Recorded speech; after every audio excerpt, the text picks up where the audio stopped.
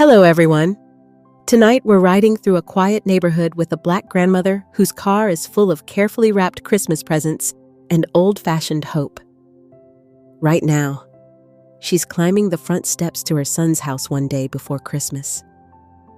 Her arms aching under the weight of gifts, thinking she's about to surprise her family with early holiday joy.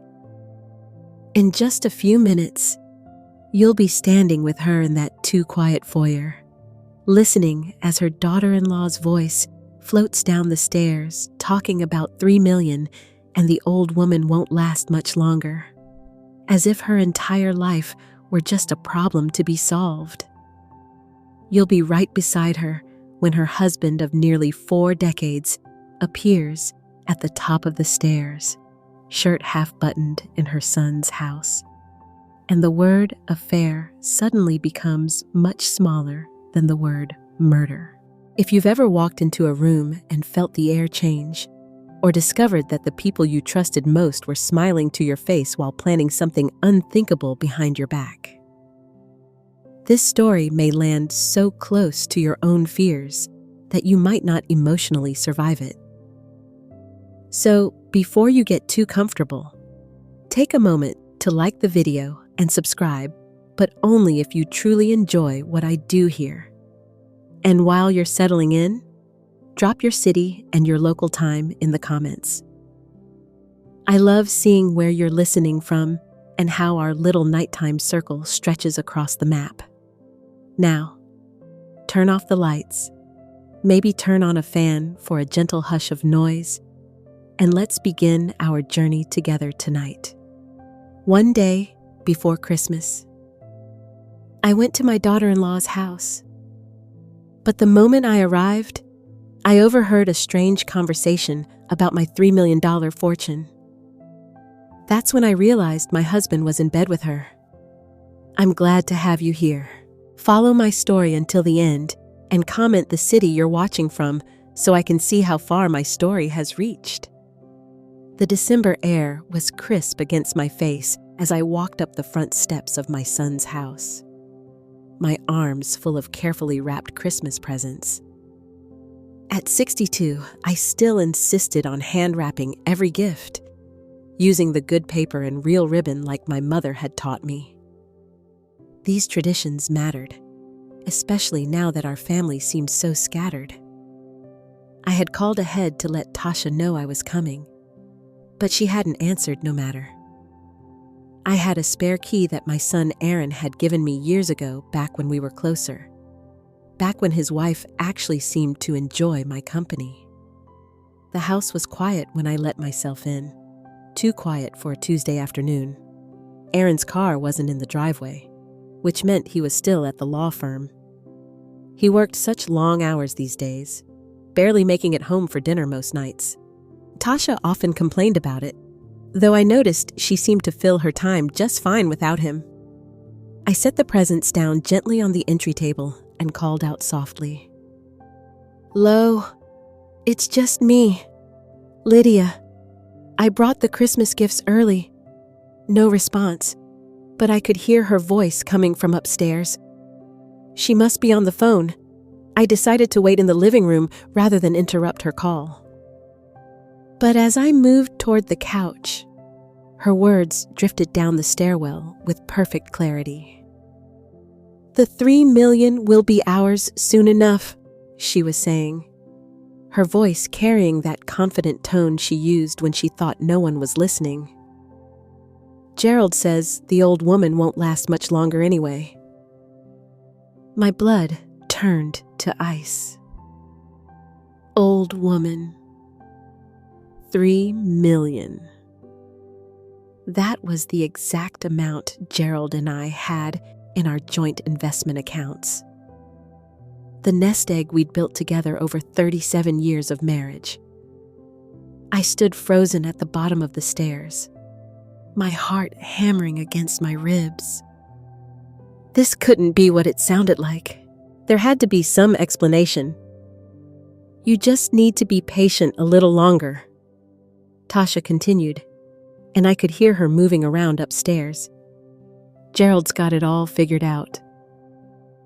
Once she's gone, we won't have to pretend anymore. No more playing the loving daughter-in-law. No more Sunday dinners with her boring stories about the good old days. The contempt in her voice hit me like a physical blow. All those years of family dinners, of trying to build a relationship with my son's wife, of biting my tongue when she made little cutting remarks disguised as jokes. She had been acting the entire time. But worse than that, much worse, was the implication of what she was saying. Once she's gone, Gerald's got it all figured out. My own husband was involved in whatever this was. I heard footsteps on the stairs and quickly moved toward the kitchen, pretending I had just arrived. But as Tasha rounded the corner, she wasn't alone. Behind her, adjusting his shirt and running his hand through his graying hair, was Gerald. My Gerald, my husband of 37 years. The sight of him there in my son's house, clearly having just been upstairs with my daughter-in-law, shattered something inside me that I didn't even know could break. His face went pale when he saw me, and for a moment, none of us moved. "Lydia?" He stammered, his voice rough. "What are you doing here?" What was I doing here? I was bringing Christmas presents to my family. I was trying to be the grandmother and mother-in-law I thought they wanted me to be. I was living my life completely unaware that the two people I trusted most in this world were plotting something terrible. Tasha recovered first, smoothing her hair and giving me that practiced smile she'd perfected over the years. "Oh, Lydia, I didn't hear you come in." Gerald just stopped by to help me move some furniture upstairs. "You know how Erin's always too busy with work to help around the house?" The lie rolled off her tongue so easily, so naturally that I almost believed it myself. Almost. But I had seen Gerald's face when he first spotted me. That wasn't the expression of a man who had just been moving furniture. That was the expression of a man who had been caught doing something he shouldn't. "I brought the Christmas presents," I managed to say, though my voice sounded strange and distant to my own ears. "I thought I'd drop them off early." Gerald was already moving toward the door, avoiding my eyes. I should get going. Lots to do before Christmas. He brushed past me without the usual kiss on the cheek, without the warm smile he'd given me every day for nearly 4 decades. The man who left that house was a stranger wearing my husband's face. Tasha walked me to the door a few minutes later, chattering about Christmas plans and how excited she was for the holiday. But all I could hear were her earlier words echoing in my head. The old woman won't last much longer. Gerald's got it all figured out.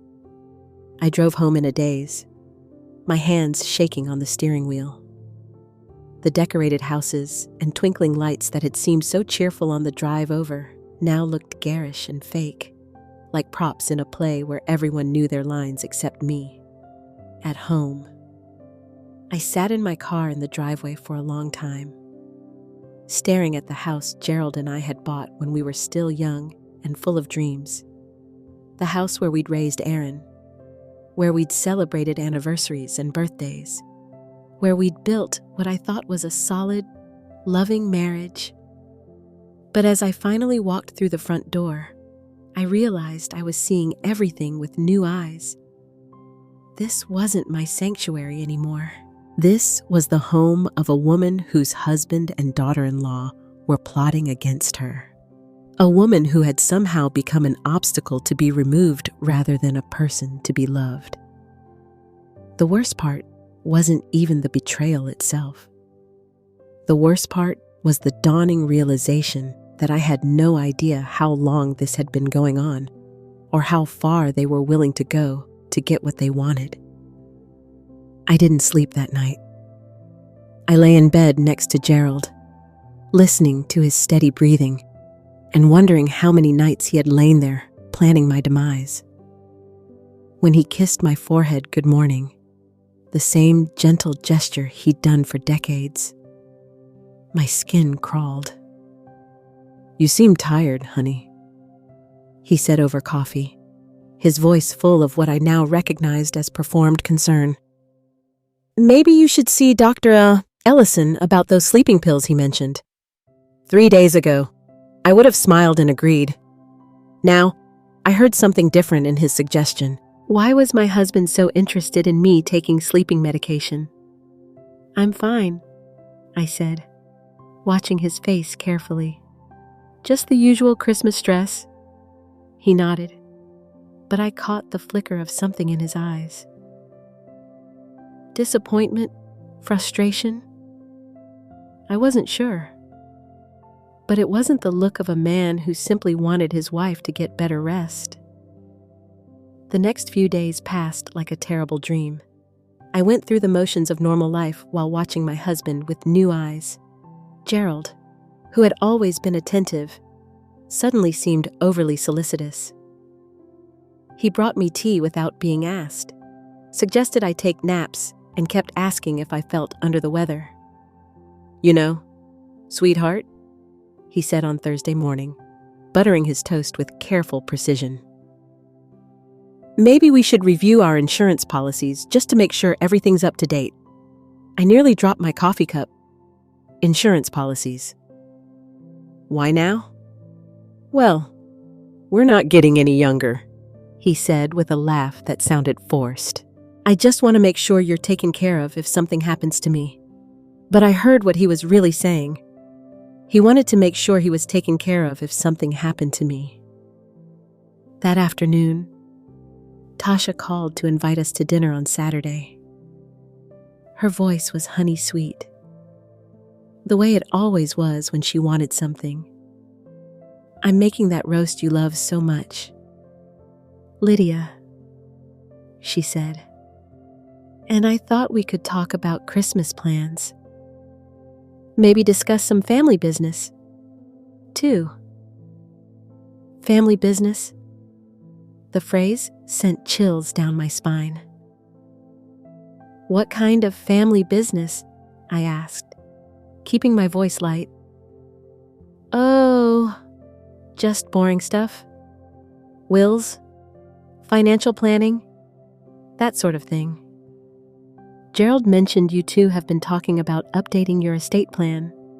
We hadn't been talking about anything of the sort, but apparently Gerald had been talking to Tasha about it.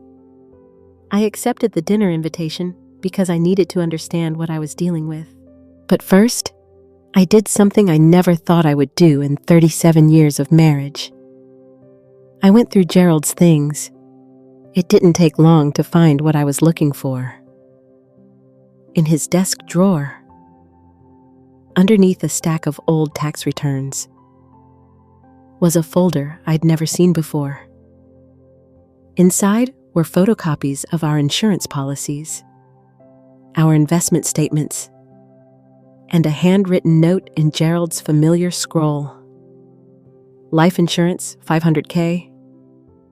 Investments, $2, 8 out. Mail, house, $400K.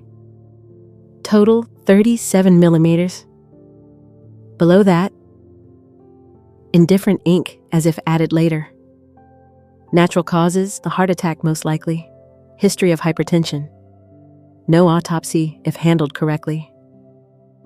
My legs gave out and I sank into Gerald's desk chair, staring at the paper in my trembling hands. This wasn't just adultery or greed. This was premeditated murder. I photographed the note with my phone and put everything back exactly as I'd found it. Then I went to my bedroom and cried until my throat was raw. When Gerald came home that evening, he found me cooking dinner as if nothing had happened. "Smells wonderful in here," he said, kissing my cheek. The same spot where his lips touched felt like it was burning. "I made your favorite," I said. "Pot roast with those little potatoes you like." He beamed at me And for a moment, I saw a ghost of the man I'd fallen in love with all those years ago. But then he started talking about our Saturday dinner with Tasha and Aaron, and the illusion shattered. Tasha mentioned she wants to discuss some financial planning. He said, not meeting my eyes.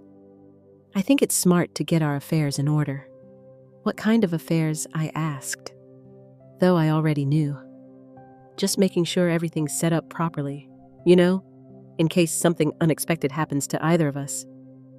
He was so calm about it, so matter-of-fact, as if we were discussing what to plant in the garden come spring, not plotting my death. That night, I lay awake, listening to him sleep, and realized I was sharing a bed with someone who saw me as nothing more than an obstacle to overcome. The man I had given my whole adult life to, the father of my child, was calmly planning to kill me for money. But what terrified me most wasn't even Gerald's betrayal. It was the realization that Tasha was the mastermind. She was the one who had seduced my husband, turned him against me, and come up with this plan. And my son, my beloved Aaron, was married to this woman. Did he know? Was he part of it, too? I couldn't bear the thought that my own child might want me dead. Saturday's dinner loomed ahead of me like an execution date. I knew they would try to get me to sign something or agree to some change in our estate planning. The question was, how far were they willing to go if I refused? As Gerald's breathing deepened into sleep beside me, I made a decision. I wasn't going to be their victim. I was going to find out exactly what they had planned. And then I was going to stop them. But first, I needed to know if my son was involved. And that knowledge, I realized, might be the most devastating discovery of all. Friday morning, I did something I never imagined I would do. I hired a private investigator. I found Ethan Price through an online search, choosing him because his website emphasized discretion, and his office was across town where no one would recognize me. He was younger than I expected, maybe 45 with kind eyes behind wire-rimmed glasses. Mrs. Brooks, he said after I'd explained my situation. I have to ask, are you certain about what you overheard?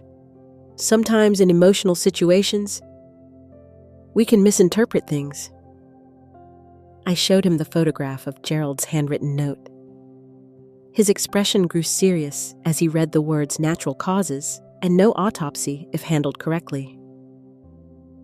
I'll need a few days to gather information, he said.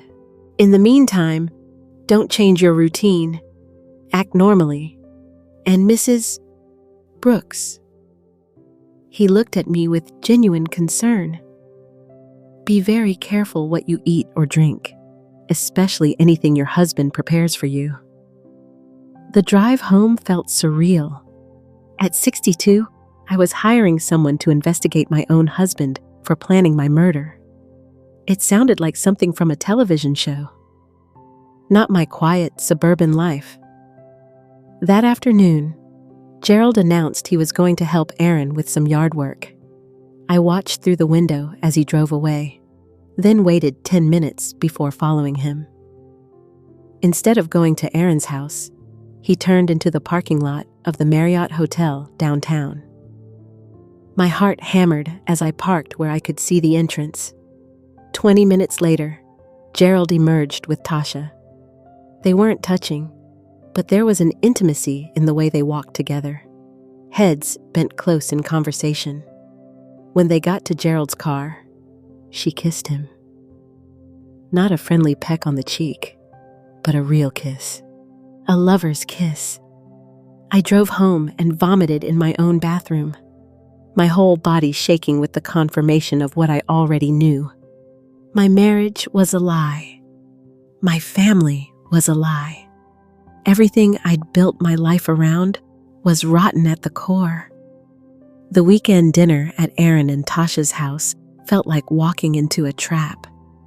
I dressed carefully, choosing a blue dress Gerald had always complimented, and put on the pearl earrings he'd given me for our 20th anniversary. If this was going to be some kind of performance, I was going to play my part perfectly. Aaron hugged me at the door, the same warm embrace he'd given me since childhood. For a moment, I let myself believe he was innocent in all this. My son, my baby, couldn't possibly want me dead. "Mom, you look beautiful," he said, and his smile seemed genuine. "I'm so glad we're doing this. It feels like we don't spend enough time together as a family anymore." Tasha appeared beside him, stunning in a red dress that probably cost more than my monthly grocery budget. "Lydia, come in, come in. Dinner's almost ready." The dining room was set with their good china, candles flickering on the table. It all looked so normal, so loving. If I hadn't known better, I would have thought this was just a pleasant family dinner. But I did know better. Gerald was already there, sitting at the table with a manila folder beside his plate. My chest tightened when I saw it. "I hope you don't mind," Tasha said as we sat down. But Gerald thought this might be a good time to discuss some family business. "Nothing urgent. Just some paperwork that needs updating?" Aaron nodded, cutting into his roast. "Dad mentioned you two were reviewing your estate planning. That's smart at your age. Lisa and I should probably do the same thing soon." Lisa was Aaron's first wife, his college sweetheart, who had died in a car accident 8 years ago. Tasha was his second wife, the woman he'd married 2 years later, in what I now realized was probably the worst decision of his life. "What kind of paperwork?" I asked, though I dreaded the answer. Gerald opened the folder and pulled out several documents. "Just updating our wills and beneficiary information, making sure everything's clear and organized." He slid a paper across to me. It was a will revision form already filled out in Gerald's handwriting. I scanned it quickly, my blood growing colder with each line. According to this document, upon my death, everything would go to Gerald. And, upon his death, everything would be divided between Aaron and Tasha. But there was a clause I'd never seen before. If Aaron prediscased Gerald and Tasha, everything would go to Tasha alone. "This seems very detailed," I said carefully. Tasha laughed, a musical sound that now made my skin crawl. Tasha insisted we be thorough. "She's so organized about these things. Much better than I am with paperwork. The important thing," Gerald added, "is that everything's legal and binding. We want to make sure there are no complications later. No complications, like an investigation into my death, perhaps." I looked at Aaron, who was focused on his dinner, apparently oblivious to the undercurrents swirling around the table. Either he was an incredible actor, or he truly had no idea what his wife and stepfather were planning. "I'd like to have my own lawyer review these before I sign," I said. The temperature in the room seemed to drop 10 degrees. Gerald's fork paused halfway to his mouth. Tasha's smile became strained. "Of course," Gerald said finally. "Though it's all pretty standard stuff. I used the same lawyer who handled the Reynolds' estate planning. Still, I'd be more comfortable having someone look it over," I insisted. Aaron looked up, sensing the tension. "That makes sense. Mom, it's always good to get a second opinion on legal documents." Tasha's hand tightened on her wine glass. "Of course, Lydia. We want you to feel completely comfortable with everything." But her eyes were cold now, calculating. I had just thrown a wrench into their carefully laid plans. The rest of dinner passed in stilted conversation about Christmas plans and Aaron's work. I played the part of the loving mother and wife, complimenting Tasha's cooking and asking Aaron about his latest cases. But underneath the surface, I could feel the shift. I was no longer an unwitting victim walking toward slaughter. I was now a problem to be solved. As we said our goodbyes, Gerald put his arm around my waist in what would have looked like a loving gesture to anyone watching. But his grip was too tight, possessive and warning. "We'll get those papers sorted out this week," he murmured in my ear. "No need to drag this out unnecessarily." In the car, driving home, he was quieter than usual. When we got home, he went straight to his office and closed the door. I could hear him talking on the phone, but his voice was too low for me to make out the words. I went to bed early, claiming a headache, but I lay awake listening to Gerald's movements downstairs, wondering what he was planning now that I'd complicated things. The next morning, Ethan Price called with his preliminary findings. What he told me made everything so much worse than I'd imagined. "Mrs. Brooks, your husband has been having an affair with your daughter-in-law for approximately 2 years. They've been meeting at the Marriott twice a week, always on the same days. But that's not the worst part." I gripped the phone tighter. "What else? Your husband has significant gambling debts that you apparently don't know about. He owes over $400,000 to some very unpleasant people who don't take kindly to late payments." My legs went weak. $400,000? How is that possible? "There's more," Ethan continued. "Your daughter-in-law has been systematically alienating your son from you. She's been telling him for months that you disapprove of their marriage, that you think he made a mistake marrying her. She's been intercepting your calls and visits when possible, making excuses for why you can't see him." The pieces were falling into place with horrible clarity. Tasha hadn't just seduced my husband and convinced him to kill me for money. She'd also been destroying my relationship with my son, ensuring he wouldn't ask too many questions when I was gone. "Mrs. Brooks." Ethan's voice brought me back to the present.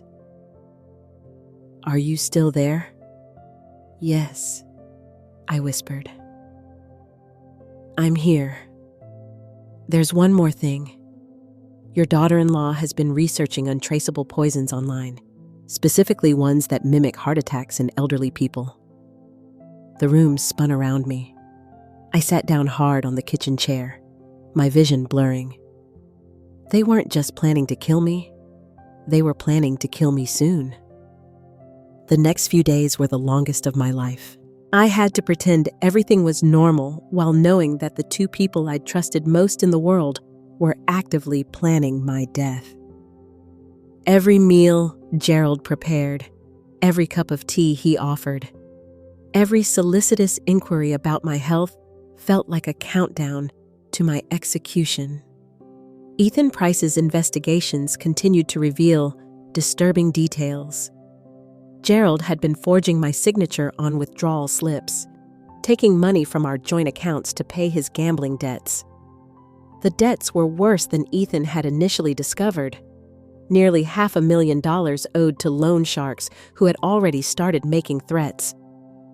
"Your husband is desperate, Mrs. Hart." "Well," Ethan explained during our phone call Tuesday morning, "desperate people do desperate things. Based on what I found, I believe they're planning to act soon, probably within the next week or two, before Christmas." The irony was bitter. They wanted to kill me before Christmas, probably so they could spend the holidays grieving convincingly before claiming my inheritance. "It makes sense from their perspective," Ethan said gently. "Holiday stress, family gatherings, rich food. There are many ways to explain a sudden heart attack during this time of year. That afternoon, Tasha called with another dinner invitation. "I know we just saw you Saturday, Lydia, but Aaron was saying how much he enjoyed our family time. Would you and Gerald like to come over tomorrow night? I'm making lasagna." Her voice was sugar-sweet, but I could hear the calculation underneath. They needed another opportunity to get me to sign those papers or to implement whatever plan they'd devised after I'd complicated things by wanting a lawyer's review. "That sounds lovely, dear," I said, matching her false warmth. "What can I bring?" "Oh, just yourselves. Though, if you want to bring that wine you served last Thanksgiving, Gerald mentioned how much he enjoyed it." After I hung up, I stared at the phone in my hands. She wanted me to bring wine that I would select, carry to their house, and presumably drink. It would be the perfect delivery method for whatever they had planned. I called Ethan immediately. "They want me to bring wine to dinner tomorrow night." "This is it, isn't it? Probably Mrs. Brooks." I think it's time to involve the police. But I wasn't ready for that step yet. If I was wrong about Aaron's innocence, bringing in authorities could destroy my relationship with my son forever. And if I was right about his innocence, I needed to find a way to protect him from learning that his wife and stepfather were murderers. That evening, Gerald was unusually attentive at dinner. He'd made my favorite meal, chicken parmesan with garlic bread, and opened a bottle of the expensive wine we usually saved for special occasions. "What's the occasion?" I asked, though I was afraid I knew. "Can't a man spoil his wife without a reason?" he said, raising his glass to toast. "To us, Lydia, to 37 wonderful years." Wonderful years. I stared at him across the table. This man I'd loved for most of my adult life and tried to see some trace of the person I'd married. But all I saw was a stranger wearing my husband's face. A stranger who was planning to poison me within the next 24 hours. I raised my glass and smiled to us. The wine tasted bitter, but that might have been my imagination. I only took small sips and made sure Gerald drank more than I did. If he was testing something on me tonight, I wanted to minimize my exposure. After dinner, Gerald suggested we watch a movie together. He chose The Notebook, a film that used to make me cry happy tears. Now, watching the elderly couple's love story, all I could think about was how Gerald was planning to make me into a grieving widow's tale, except I wouldn't be around to grieve. The next day, Wednesday, I spent the morning at the bank. I told the manager, Mrs. Delgado, that I was concerned about some unusual account activity and wanted to review all transactions from the past 6 months. What I found was devastating. Gerald had been systematically draining our accounts. Small amounts at first, then larger sums as his gambling debts grew. In total, he'd taken nearly $200,000 without my knowledge or consent. We still had the bulk of our nest egg, but it was clear he'd been planning this betrayal for months. "Is there anything specific you'd like us to do about these unauthorized withdrawals, Mrs. Delgado asked. "Not yet," I said, "but I may need to make some changes to our account access soon." That afternoon, I did something I'd never done in 37 years of marriage. I bought a bottle of wine and had it tested at a private lab Ethan had recommended. If Gerald and Tasha were planning to poison me tonight, I wanted to be ready. The lab technician, a serious young woman named Dr. Wu explained how quickly they could test for common poisons. If you suspect someone is trying to harm you, Mrs. Brooks, you should really contact the police. I will, I promised. After tonight, at home, I prepared for what might be my last dinner with my family. I dressed in the green dress Aaron had always said was his favorite, the one I'd worn to his law school graduation. If something went wrong tonight, I wanted my son to remember me at my best. Gerald was in an unusually good mood as we drove to Aaron's house. He hummed along with the radio and complimented my appearance twice. Anyone watching would have thought we were a happy couple heading to a pleasant family dinner. But I caught him checking his watch repeatedly, and his hands gripped the steering wheel tighter than necessary. He was nervous about something, excited and nervous. Aaron met us at the door with his usual warm hug, but I studied his face carefully, looking for any sign that he knew what was planned. All I saw was genuine pleasure at seeing us, and perhaps a touch of fatigue from his long hours at the firm. "Mom, you look beautiful as always," he said, kissing my cheek.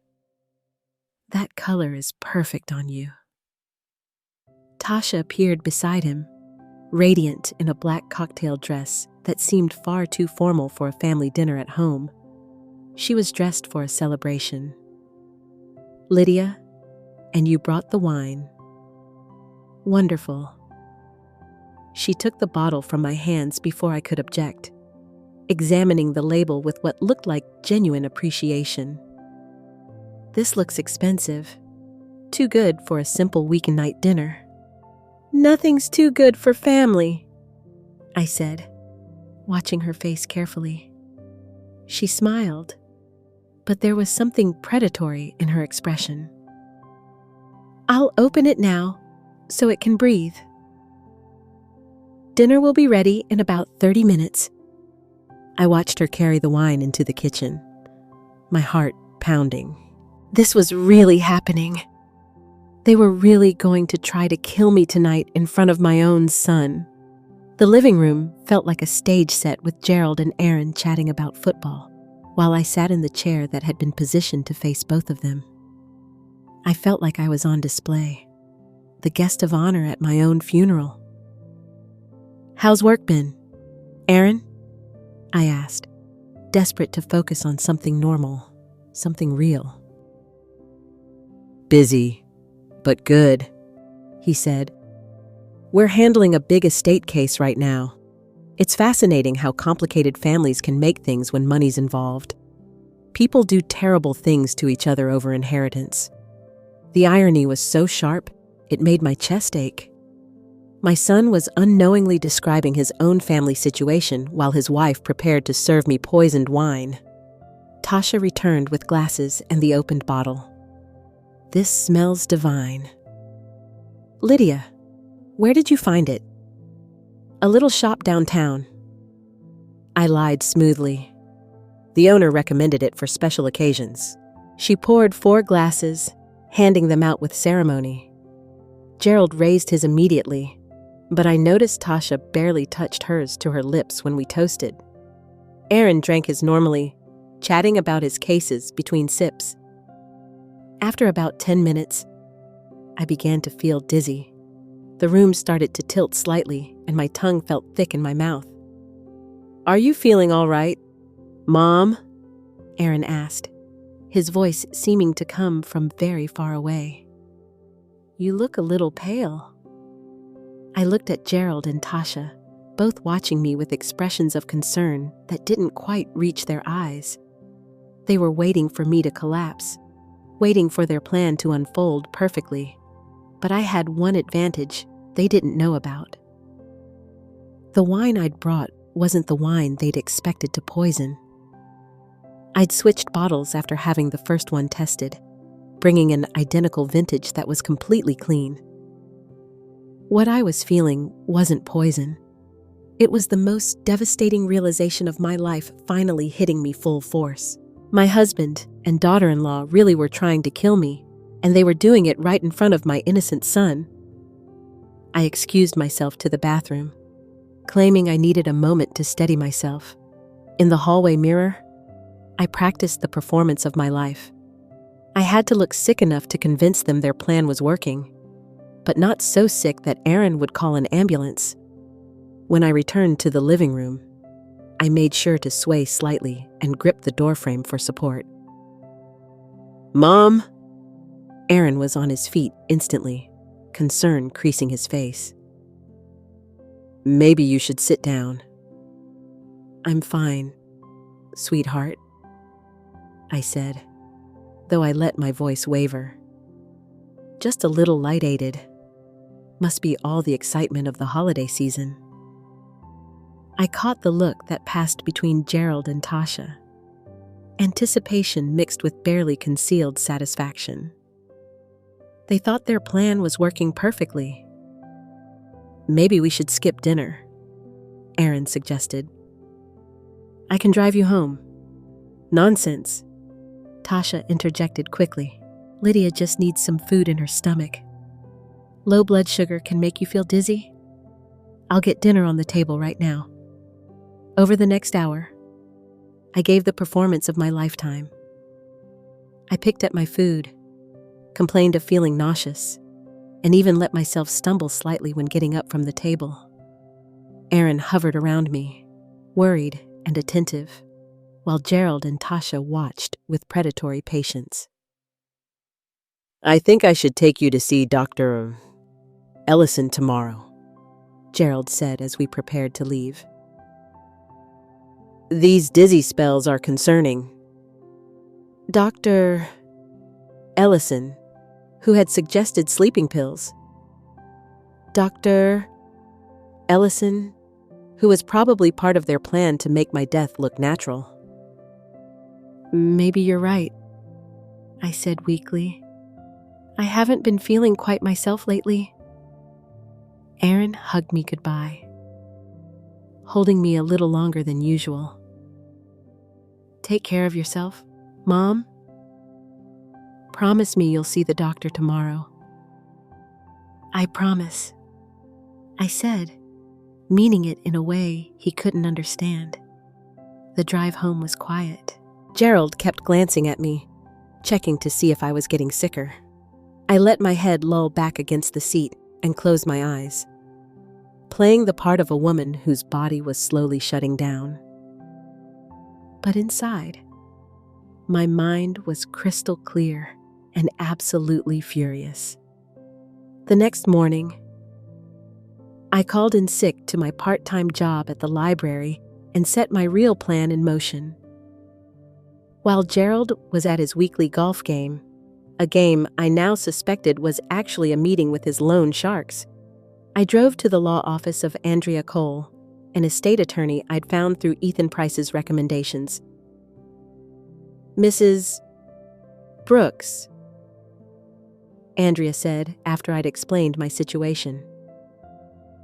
"What you're describing is attempted murder. We need to involve law enforcement immediately." "Not yet," I said firmly. "I need to protect my son. If we move too fast, he could be charged as an accessory, or at minimum his marriage and career could be destroyed. I need to handle this carefully." Andrea nodded slowly. "What do you want to do first?" "I want to change my will. Everything goes to Aaron with very specific language that Tasha receives nothing if she's involved in my death, or if she and Aaron divorce within 5 years of my passing. That's smart. What else? I want to set up a living trust that removes Gerald's access to our joint accounts. And I want to document everything: the gambling debts, the affair, the murder plot, in a sealed letter that will only be opened if something happens to me. We spent 3 hours crafting documents that would protect my son and ensure that Gerald and Tasha would get nothing if they succeeded in killing me. More importantly, the documents would serve as evidence if they tried again. That afternoon, I called Dr. Ellison's office and made an appointment for the next day. But I also made a second appointment with Dr. Naomi Price, Ethan's sister, who was a cardiologist at the university hospital.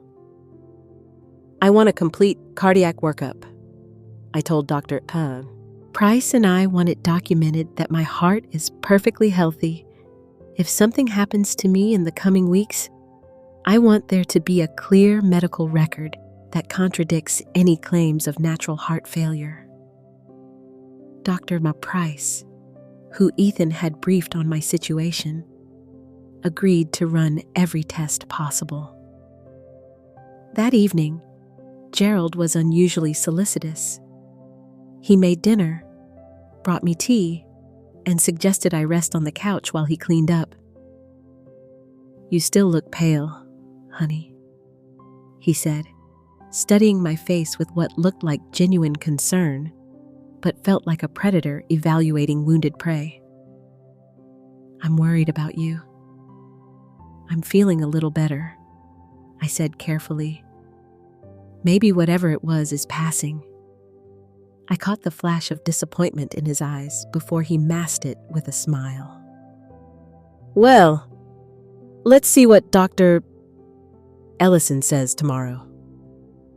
I made you an appointment for 10 toters.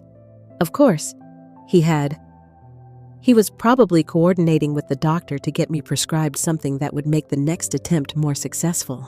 That night, I lay in bed, listening to Gerald's breathing and planning my next moves. I had changed my will, documented the evidence, and created a paper trail that would protect Aaron. But I still needed to find out how far this conspiracy went and whether there were others involved. The next morning, I went to my appointment with Dr. Ellison first. He was a thin, nervous man who had been our family doctor for 15 years. When I described my symptoms from the night before, he immediately suggested increasing my blood pressure medication and adding a mild sedative for anxiety. "Just to help you relax during this stressful time," he said, scribbling prescriptions. "The holidays can be so overwhelming at our age. Our age, as if 62 made me decrepit and disposable." "Dr. Ellison," I said carefully, "has my husband spoken to you about my health recently?"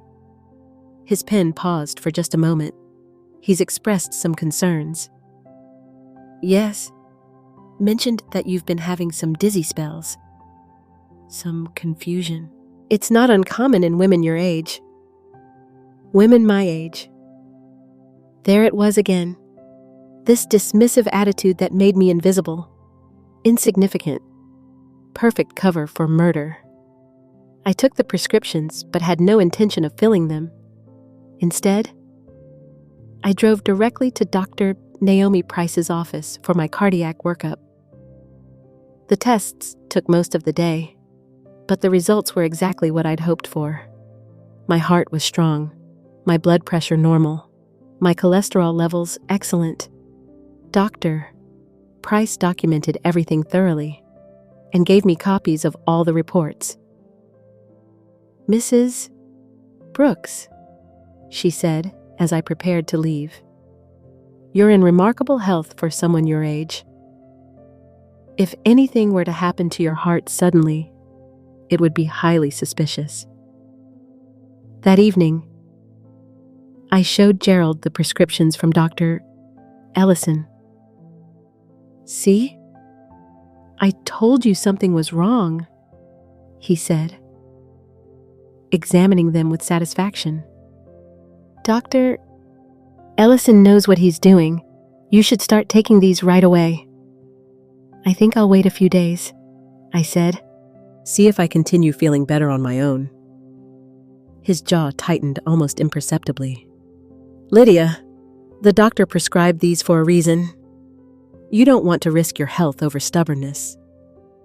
"A few days won't hurt," I insisted. That night, Gerald made another phone call from his office with the door closed. I crept close enough to hear fragments of his conversation. Won't take the medication. Suspicious. Might need to accelerate.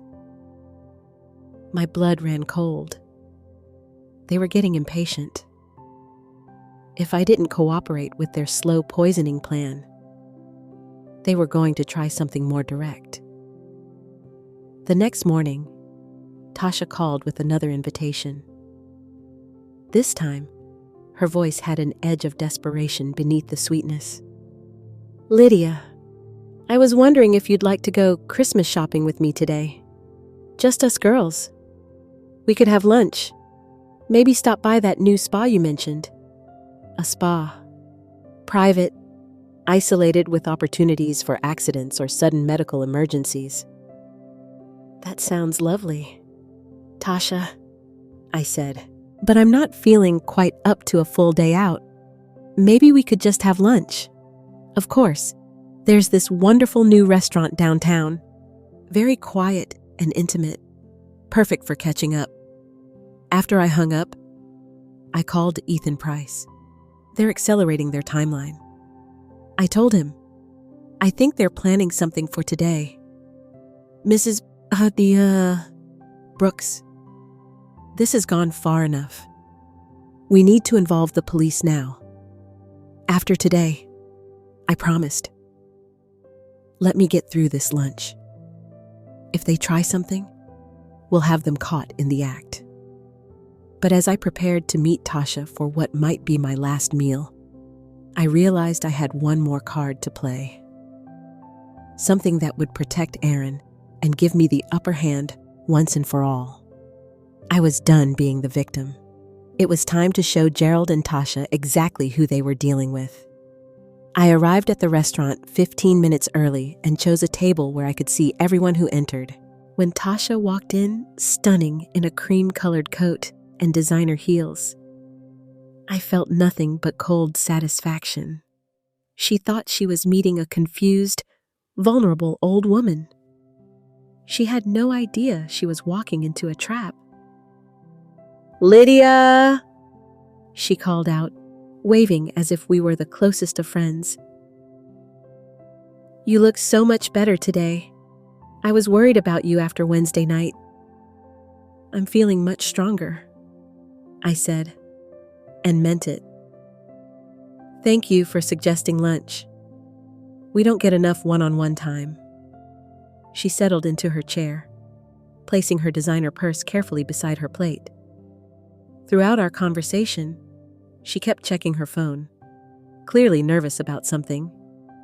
"I ordered us some wine," she said when the waiter approached. "That lovely Pogriggio you mentioned liking." I hadn't mentioned liking any wine, but I nodded pleasantly. "How thoughtful of you." When the wine arrived, I watched carefully as she poured. Her movements were practiced, confident. This wasn't her first time doing something like this. "To family," she said, raising her glass. "To family." I agreed, lifting mine, but not drinking. She took a small sip and launched into chit-chat about Christmas plans and Aaron's work. But her eyes kept darting to my untouched wine glass. "The wine is lovely," she said after a few minutes. "Aren't you going to try it?" "Of course," I said, and brought the glass to my lips without actually drinking. "Delicious." She relaxed slightly, and we continued our conversation. She was good at this. I realized the perfect performance of a caring daughter-in-law, all while watching to see when her poison would take effect. After 20 minutes, I excused myself to the restroom. In the hallway, I called Ethan Price. "It's happening," I whispered. "She's definitely put something in my wine." "The police are standing by," he said. "Are you ready?" "Give me 10 more minutes. I want to hear her confession first." When I returned to the table, Tasha was checking her phone again, looking increasingly agitated. "Everything all right?" Dear, I asked. Oh, yes. Just waiting to hear from Gerald about something. Waiting to hear that I was dead, most likely. I sat down and picked up my wine glass, pretending to take another sip. Tasha, can I ask you something? Of course. Lydia, how long have you been planning to kill me? The words hung in the air between us like a blade. Tasha's face went completely white, then flushed red. Her hand trembled as she set down her glass. I don't know what you mean. 2 years. I continued conversationally. That's how long you've been sleeping with my husband. That's how long you've been planning my death. The gambling debts, the forged signatures, the isolation from Aaron. You've been very thorough. She started to stand up, but I continued talking, my voice calm and steady, the poison in my wine glass. The research you've been doing on untraceable substances that mimic heart attacks. The way you've been manipulating Aaron, making him think I disapprove of your marriage. You're crazy, she whispered. But her voice shook. You're a crazy old woman. Am I? Then why don't we call Aaron right now and ask him what you've been telling him about me? Better yet, why don't we call the police and have them test this wine? Her mask finally slipped completely. The sweet, caring daughter-in-law disappeared, replaced by something cold and vicious. You stupid old, she hissed. You should have just died quietly. It would have been so much easier for everyone. Easier for you. You mean, and Gerald? She laughed. A sound like breaking glass. Gerald is pathetic. A weak old man drowning in debt who is easy to manipulate. You think I love him? I needed him to get to your money. Nothing more. And Aaron, do you love my son? Or is he just another stepping stone? Her smile was pure poison. Aaron is useful, a successful lawyer with a bright future. But if something were to happen to him after I inherited your money? She shrugged elegantly. Accidents happen. My son. She was planning to kill my son, too. Once she had what she wanted. I stood up slowly, my hand steady as I reached into my purse. Thank you for being so honest, Tasha. It makes this so much easier. Her eyes widened as she saw the small recording device I pulled out. You've been recording this every word along with the wire I'm wearing, which has been broadcasting our entire conversation to the police officers waiting outside. The color drained from her face completely. Through the restaurant window, I could see police cars pulling into the parking lot. You can't. This is entrapment. No, dear. This is justice. The arrest was swift and efficient. As they led Tasha away in handcuffs, she screamed at me, calling me names that made the other diner stare. But all I felt was relief. It was over. Gerald was arrested at home an hour later. Ethan Price had provided the police with all the evidence we'd gathered.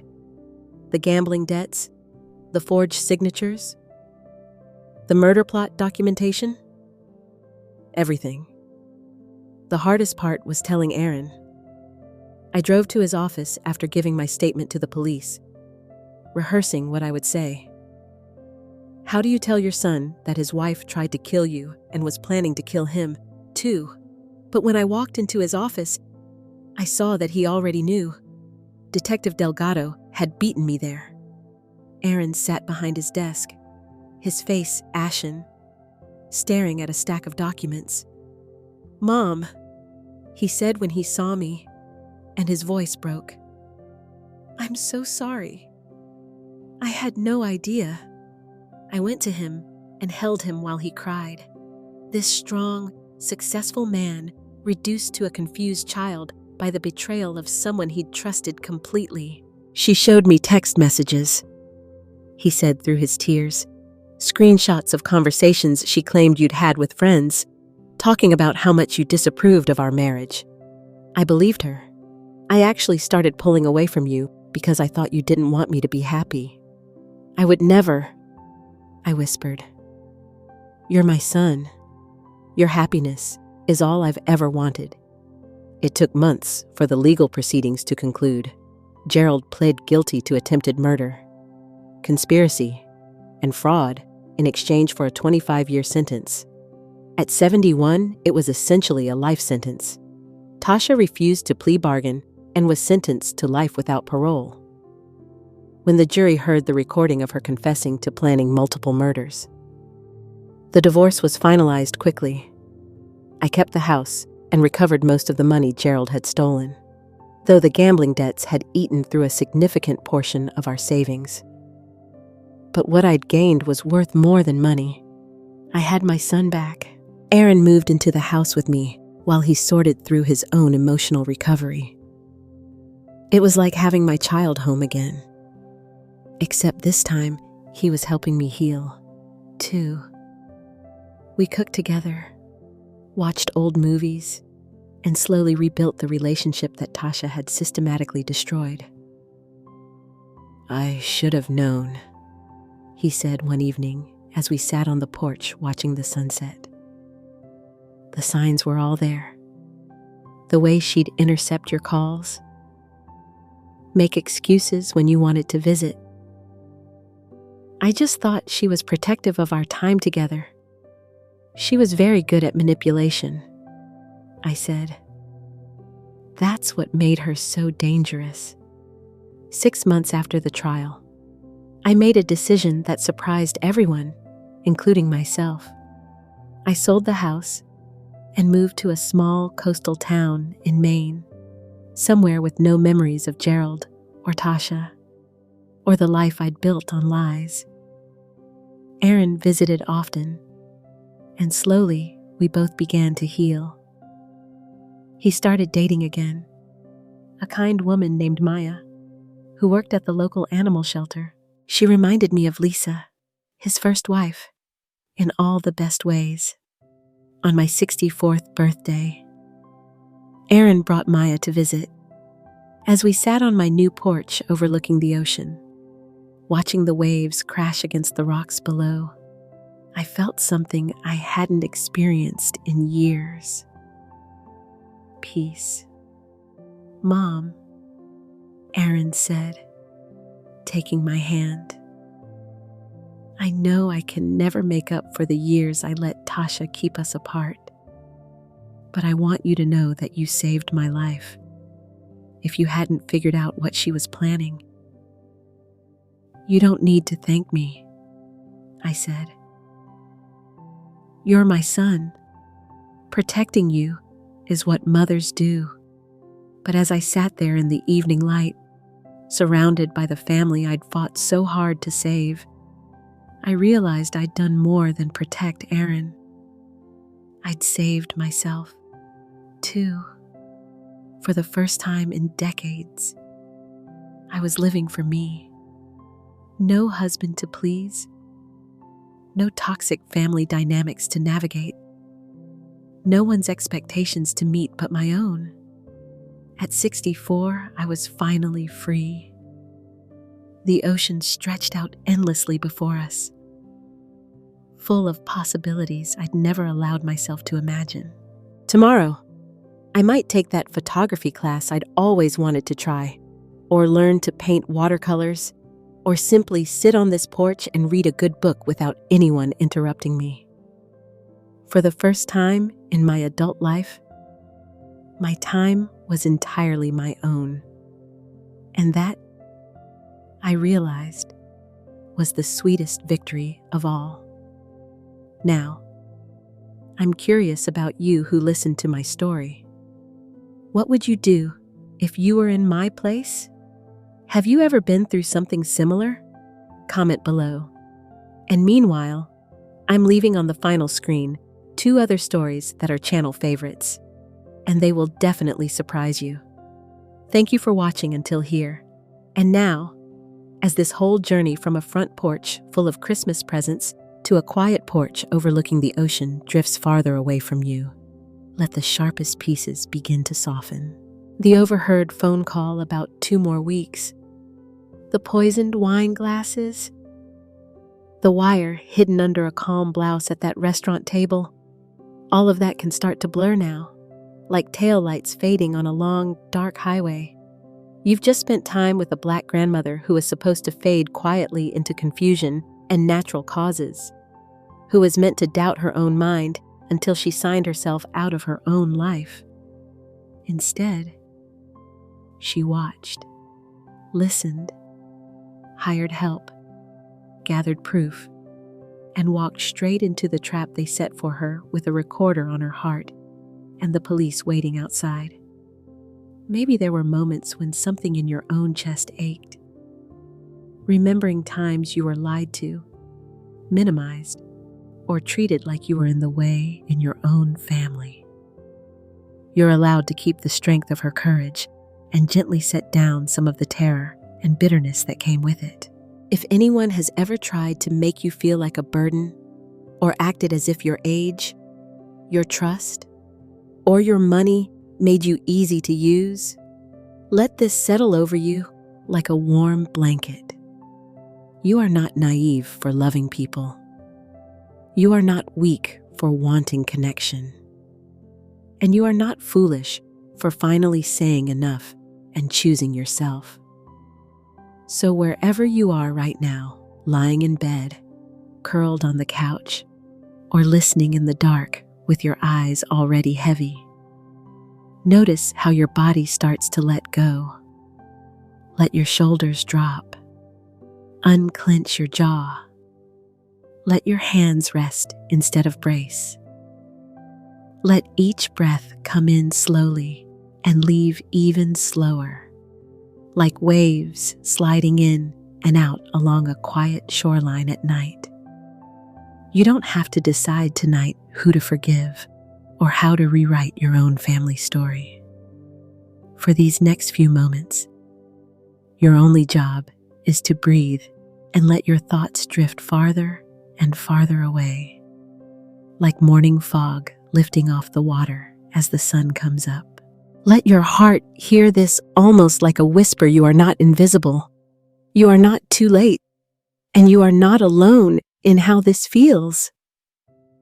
When your eyes are ready to close, let them.